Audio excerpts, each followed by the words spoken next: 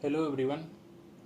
आज एक बहुत ही इम्पोर्टेंट टॉपिक है जिसके बारे में हम लोग डिटेल से समझेंगे और प्रयास करेंगे कि इनको सिंप्लीफाई मैनर में पढ़ें, जो कि है प्रेसिडेंट का इलेक्शन। यूजुअली कोई किसी से पूछे प्राइम मिनिस्टर का इलेक्शन कैसे होता है, गांव का प्रधान का क्या होता है, यूजुअली पता होता है, ठीक है। लेकिन प्रेसिडेंट का इलेक्शन थोड़ी डिफ़िकल्ट भी होती है और इसी डिफ़िकल्टी के कारण इससे क्वेश्चन बनते हैं। अगर यूपीएससी की बात करें तो इससे लगभग 3 से 4 क्वेश्चन डायरेक्ट आ चुके हैं, कंसेप्चुअल और फैक्चुअल दोनों मिला के। देखो, सबसे पहले हमें पता है कि प्रेसिडेंट हेड होता है, हर चीज़ का हेड। अगर भले ही प्राइम मिनिस्टर देखा जाए तो एक्चुअल हेड होते हैं, लेकिन कोई भी काम गवर्नमेंट ऑफ इंडिया का कोई भी काम होता है तो किसके नाम से होता है? प्रेसिडेंट के ही नाम पे, उनके ही बिहाफ से होता है, ठीक है। सबसे पहले इनका इलेक्शन क्या होता है, सारी चीज़ें एक एक डिटेल में समझेंगे। सबसे सिंपल समझो, प्रेसिडेंट का इलेक्शन कहाँ पे लिखा हुआ है? तो लिखा हुआ है आर्टिकल 44 ऑफ इंडियन कॉन्स्टिट्यूशन, ठीक है। उसके बाद है कि इनका इलेक्शन का मैनर क्या है, मैनर इन केस की इलेक्शन होता क्या है, कौन कौन भाग लेते हैं, ठीक है। तो इनका मैनर जो होता है उसको बोलते हैं proportional representation and single transferable vote, ठीक है। ये मैनर प्रोपोर्शनल रिप्रेजेंटेशन और सिंगल ट्रांसफरेबल वोट, ठीक है। प्रोपोर्शनल रिप्रेजेंटेशन मतलब हुआ कि जितने भी एमएलए हैं, विधायक एमएलए, उनका वोट बेस्ड ऑन पॉपुलेशन, उनकी संख्या, वोट की वैल्यू चेंज होती है, ठीक है। कैसे होती है आगे देखते रहो, समझ आ जाएगा, ठीक है। उसके बाद कि वोट देते कौन कौन है, इसमें कौन कौन शामिल होते हैं, उसको बोलते हैं इलेक्टोरल कॉलेज, ठीक है। सबसे पहले किसमें वोट देते कौन है, ध्यान से समझो। सबसे पहले लेते हैं एमपी। एमपी में पता है कि दो तरीके के एमपी होते हैं, एक होते हैं इलेक्टेड, दूसरे होते हैं नॉमिनेटेड। तो याद रखना है, सिर्फ ओनली इलेक्टेड इसमें भाग लेते हैं, नॉमिनेटेड एमपी भाग नहीं लेते हैं। दूसरा क्वेश्चन आता है एमपी किसके, लोकसभा या राज्यसभा? तो दोनों के, ठीक है। दूसरा, अब इसमें समझ आया, एमपी लोकसभा और राज्यसभा के इलेक्टेड प्रेसिडेंट के इलेक्शन में भाग लेते हैं। दूसरा आता है एमएलए, सिंपल सी बात है, विधायक जी। एमएलए में भी याद रखेंगे ओनली इलेक्टेड एमएलए इसमें भाग लेते हैं, ठीक है। एक चीज इसमें और ऐड करना कि हमें पता है कि एमएलए स्टेट के भी होते हैं और कुछ कुछ यूनियन टेरिटरी है जहाँ पे असेंबली है कि वहाँ पे सीएम होते हैं। सिंपल सी बात है, टोटल 3 है, एक है जम्मू एंड कश्मीर, एक है दिल्ली और तीसरा है पुडुचेरी। तो ये तीनों प्रेसिडेंट के इलेक्शन में भाग लेंगे। लेकिन अभी द्रौपदी मुर्मू जी का जो इलेक्शन हुआ था उसमें जम्मू कश्मीर से भाग नहीं लिए थे क्योंकि इनकी सभा भंग थी। तो टोटल ये दोनों भाग लिए थे। तब याद रखना कौन कौन भाग लेते हैं, इलेक्टेड एमपी लोकसभा और राज्यसभा दोनों के, एमएलए इलेक्टेड स्टेट के जितने भी स्टेट हैं, यानी टोटल 28 स्टेट के, साथ साथ यूनियन टेरिटरी के भी एमएलए इसमें भाग लेते हैं, ठीक है। अब एक नोट याद रखना, सपोज एमएलए का वोट काउंट होता कैसे है, ठीक है। एक चीज़ समझो कि मैंने एक चीज़ यहाँ पर आया कि प्रोपोर्शनल रिप्रेजेंटेशन का मतलब है कि एमएलए का वोट वेरी करता है, कैसे? Based on population. अब पॉपुलेशन लेंगे तो हम एक फिक्स्ड पॉपुलेशन लेंगे किस ईयर का, तो याद रखना जो हम सेंसस का यूज करते हैं प्रेसिडेंट के इलेक्शन में 1971 के सेंसस का यूज करते हैं, ठीक है।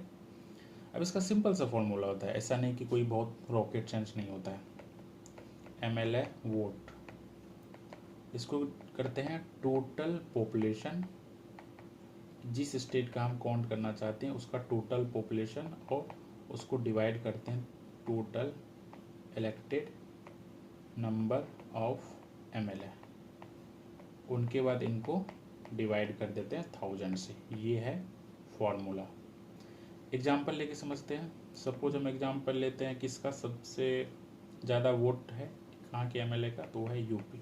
समझो यूपी में टोटल पॉपुलेशन अगर 1971 की सेंसस की बात करें तो था लगभग 8,38,49,905।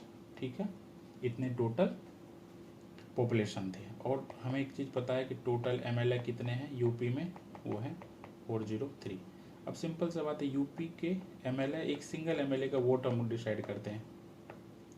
टोटल पॉपुलेशन 8,38,49,905, उनको डिवाइड करते हैं 403 से और इनको डिवाइड करते हैं 1000 से, तो ये आता है 208। मतलब एक एमएलए, एक सिंगल एमएलए, यूपी के एमएलए का वोट काउंट कितना होगा, 208 उनकी वैल्यू होगी।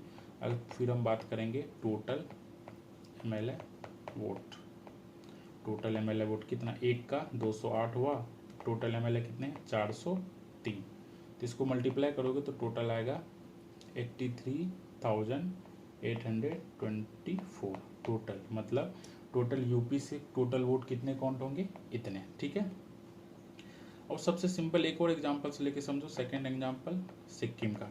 सिक्किम का इसीलिए लेते हैं क्योंकि यहाँ के एमएलए की वोट का वैल्यू सबसे कम है। समझो, सिक्किम का 1971 के अनुसार से, सेंसस के अनुसार से पॉपुलेशन थी लगभग, ठीक है, 2,09,843 और टोटल एमएलए कितने हैं 32। आप समझो, सिक्किम में 1971 के सेंसस के अनुसार से समथिंग 2 लाख इतने पॉपुलेशन थे और टोटल एमएलए 32 थे। और तो फिर एक वोट निकालेंगे, वोट एमएलए का,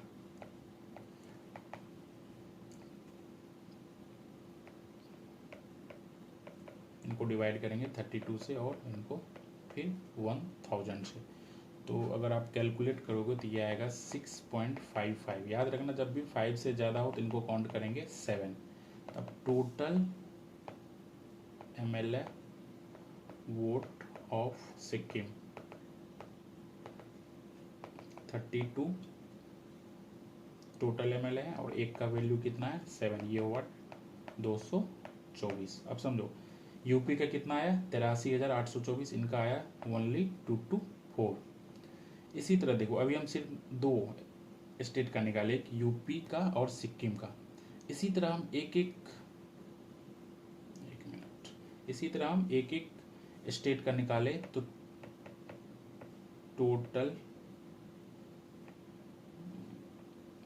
टोटल वैल्यू देखेंगे कितना होगा। अगर सबको जोड़े, सारे स्टेट, इवन यूटी को भी काउंट किए थे, अगर हम करंट की बात करें तो समथिंग आया था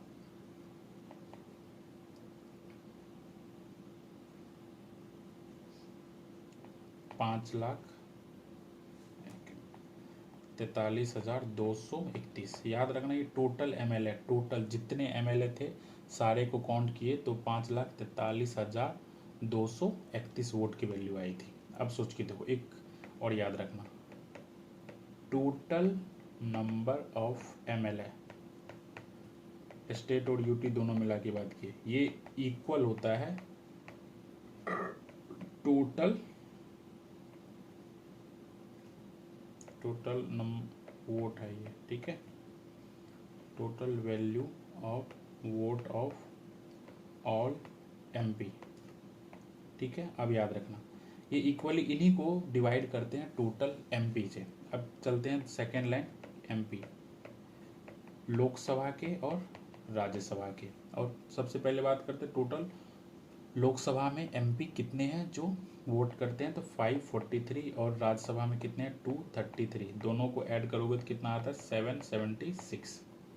ये वाला फॉर्मूला देखा, टोटल जो वोट है एमएलए का वो इक्वल टू होता है टोटल वैल्यू ऑफ एमपी। ठीक है, अब करो, एक एमपी का निकालते हैं टोटल 776, एक एमपी का वोट वैल्यू चेक करते हैं। ये टोटल 5,43,231, इनको डिवाइड करते हैं 776 से और इनको 1000 से फिर वो करते हैं, तो ये होता है 700.04 यानी 700। सिंपल अगर कन्फ्यूजन हो कि एमपी का वोट का फॉर्मूला क्या होता है, तो याद रखना टोटल एमएलए वोट बट्टे total elected MP, Lok Sabha plus Rajya Sabha. ठीक है, टोटल एमएलए का वोट ये है, उसमें टोटल इलेक्टेड एमपी ये है, तो यानी एक एमपी का वोट वैल्यू कितना होगा 700। ठीक है, तो बात करते फिर टोटल एमपी का वोट कितना होगा 700, इनको फिर मल्टीप्लाई करते हैं 776 से, तो ये समथिंग आता है 543.200। अभी देखो याद रखो टोटल वैल्यू जो आया था एमएलए का कितना आया था 543,231। तो टोटल वोट चाहे एमपी हो या एमएलए हो, पहले बात करते हैं एमपी का कितना आया यहाँ पे देखो 543,200 और एमएलए का कितना आया 543,231। अगर दोनों को फिर ऐड करोगे तो कितना होगा 10,86,431। मतलब टोटल वोट की बात करें एमपी एमएलए की 10,86,431। तो जीतने के लिए कितना चाहिए, इनके हाफ कर दो, उसमें एक ऐड कर देना। ठीक है, 10,86,431, इनको अगर 2 से करो 543,216। मतलब अगर जिस भी कैंडिडेट को कम से कम इतना वोट आया वो विनर होंगे। तो इलेक्शन की बात करें तो हमारे ऑनरेबल प्रेसिडेंट द्रौपदी मुर्मू जी को कितने वोट आए थे 676,803। ये पूरा प्रोसेस होता है, एक बार फिर से समझ लो। प्रेसिडेंट का इलेक्शन किस आर्टिकल से, आर्टिकल 54। मैनर क्या होता है, प्रोपोर्शनल रिप्रेजेंटेशन और सिंगल ट्रांसफरेबल वोट। इनका मेन प्रोसेस कौन होती है, कौन भाग लेते हैं, तो याद रखना इलेक्टेड एमपी, कहाँ के एमपी, लोकसभा राज्यसभा दोनों के, एमएलए इलेक्टेड और एमएलए कहाँ के, याद रखना स्टेट और वो यूटीबी जहाँ पे असेंबली होते हैं। ठीक है, अब सबसे पहले बात करते हैं कि ये जो पॉपुलेशन के बेस पे होता है सेंसस, तो याद रखना चाहे एमपी हो एमएलए हो 1971 के सेंसस के बेस पे वोट काउंट होता है।